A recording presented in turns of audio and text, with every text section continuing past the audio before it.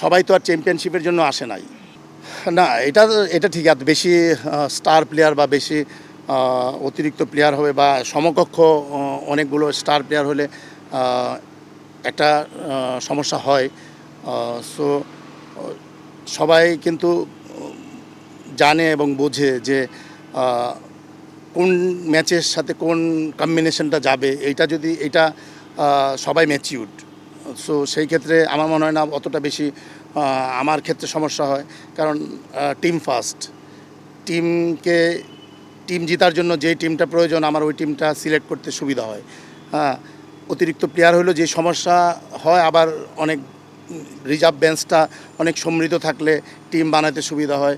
ইনজুরির সমস্যা থাকে থেকে যখন একটা চ্যাম্পিয়ন টিম হয় তখন কিন্তু রিজার্ভ বেঞ্চের প্লেয়ারগুলো অনেক মানে সমকক্ষ হইতে হয়, তাহলে আপনি ওই চ্যাম্পিয়নশিপ ফাইটে যেতে পারবেন। সো সেইটা মোহামেডান এই বছর অনেক সমৃদ্ধ। আশা করি ইনশাল্লাহ এখন পর্যন্ত আমরা পয়েন্ট টেবিলের শীর্ষে আছি। তো এটা সবাই যেরকম আমরা খেলে আসছি এটা যদি বজায় থাকে এবং ভাগ্য যদি সহায় হয় ইনশাল্লাহ আমরা আমাদের লক্ষ্যে পৌঁছাতে পারবো। নাহিদ আপাতত একটা কালকের ম্যাচটা খেলুক, তারপরে বোঝা যাবে যে কয়টা ম্যাচ খেলবে। সো প্রতিটা ন্যাশনাল টিমের প্লেয়ার যারা আছেন তারা হয়তো 5 তারিখ পর্যন্ত খেলতে পারবে, এটা আমরা জানি সবাই। সো নাহিদ আপাতত আমরা কালকে ম্যাচটা নিয়েই চিন্তিত। ওইটা খেলুক, তারপরে বোঝা যাবে যে এরপরে ম্যাচটা খেলবে কি খেলবে না। যদিও আমরা 2 পয়েন্টে বেশি আছি, তো এটা এমন অনেক বেশি ফারাক না আসলে।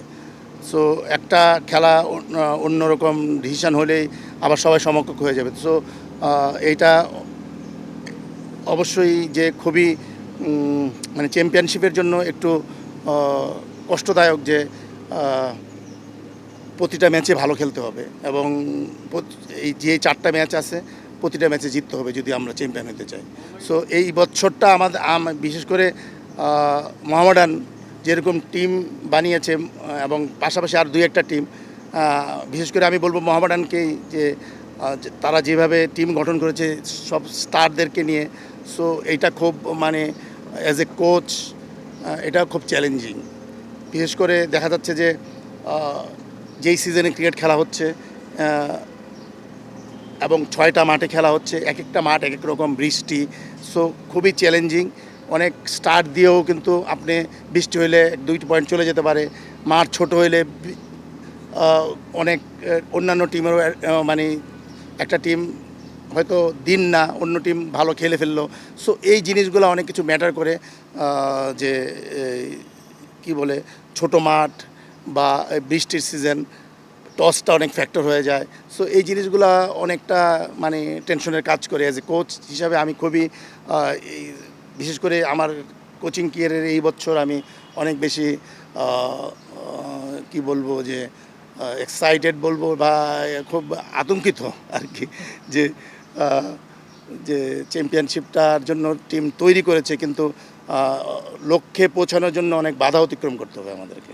না, সবাই প্রফেশনাল আসলে। যারা টিম গঠন করে তারাও প্রফেশনাল, প্লেয়াররাও প্রফেশনাল, অ্যাজ এ কোচ আমিও প্রফেশনাল। সো খেলায় হার জিত থাকবেই, হ্যাঁ, এটা সবাইকে মেনেই আসতে হবে।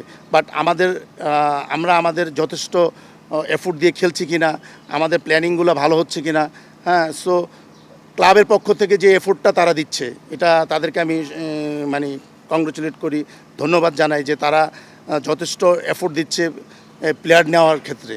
সো বাকিটুকু কাজ আমাদের প্লেয়ারদের এসে দাঁড়ায়। সো আমরা আমাদের পক্ষ থেকে এখন পর্যন্ত সবাই আমাদের সর্বোচ্চ দিয়ে চেষ্টা করছি। তো একটা খেলা আমরা খুব বাজেভাবে হেরেছি, যে এত রান করার পর আমরা প্রাইম ব্যাংকের সাথে হেরে গিয়েছি।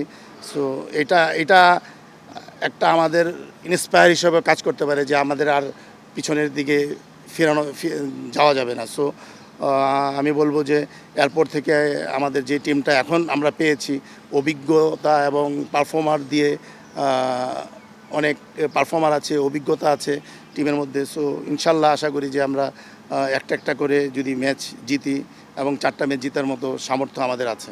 এটা তো মানে দুনিয়ারই নিয়ম, যার সামর্থ্য আছে সে ওইরকমভাবে টিম তৈরি করে এবং সবাই তো আর চ্যাম্পিয়নশিপের জন্য আসে নাই বা তৈরিও করে না টিম। অনেকে আছে যে না মিডিওকার টিম বানায়, আমার ওইখানে আমি থাকলে আবার 3-4টা টিম আছে যারা যিনি প্রতি বছর চ্যাম্পিয়নশিপের জন্য তৈরি টিম বানায়। এটা মানে এই ফুল ক্রীড়াঙ্গনে এরকমই চলে আসছে। সো যাদের যেরকম সামর্থ্য অনুযায়ী টিম বানায় এবং ওই তারকাদের দিন টিম বানায় এবং তারা চ্যাম্পিয়নশিপ নেওয়ার জন্য চেষ্টা করে। না, এখানে হলো যে যদি 2টা টিম একটা অবস্থানে থাকে তখন হইলো আপনি হেড টু হেডের জায়গায় আসে। আর যখন নাকি অনেকগুলো টিম একটা পয়েন্ট টেবিলে থাকে তখন হলো রান রেট যে বেশি রান রেটে আসে। সো আমরা চেষ্টা করেছি যে এদিক দিয়েও এগিয়ে থাকতে, যে রান রেট দেখবেন যে 10 উইকেটে জেতা বা অনেক কুইক। সো আমাদের রান রেট অন্যদের চেয়ে অনেক বেশি। সো এদিক দিয়েও চেষ্টা করেছি আমরা এগিয়ে থাকার জন্য যদি কোনো সময় এটা প্রয়োজন হয়। আর আল্লাহ না করুক আমরা যাতে কারোর সাথে না হারি, আপনার কথা যাতে সত্যি না হয়। মান নিয়ে কথা, আমরা ন্যাচারালি যে খাবারটা খাই এটা হয়তো কোনো টিম নিজের উদ্যোগে আনে, তখন তাদের একটা আলাদা একটা সময় ব্যয় হয় বা কি খাবে ওইটা নিয়ে চিন্তিত থাকে, বিভিন্ন মাঠে যায়, হ্যাঁ ওইখানে ওই খাওয়াগুলা আছে কি না সেটার জন্য তাদেরকে চিন্তিত হইতে হয়। কিন্তু বোর্ড এটা করাতে কি হয়েছে যে ওই অ্যাটলিস্ট লাঞ্চ নিয়ে তাদের চিন্তা করতে হচ্ছে না এবং প্লেয়াররা যেসব খাবার খেয়ে অভ্যস্ত সেই খাবারগুলোই প্রোভাইড করা হচ্ছে। সো এদিক দিয়ে অনেকটা চিন্তামুক্ত থাকে টিমগুলো। সো আমি বলবো যে এটা খুব ভালো ইনিশিয়েটিভ।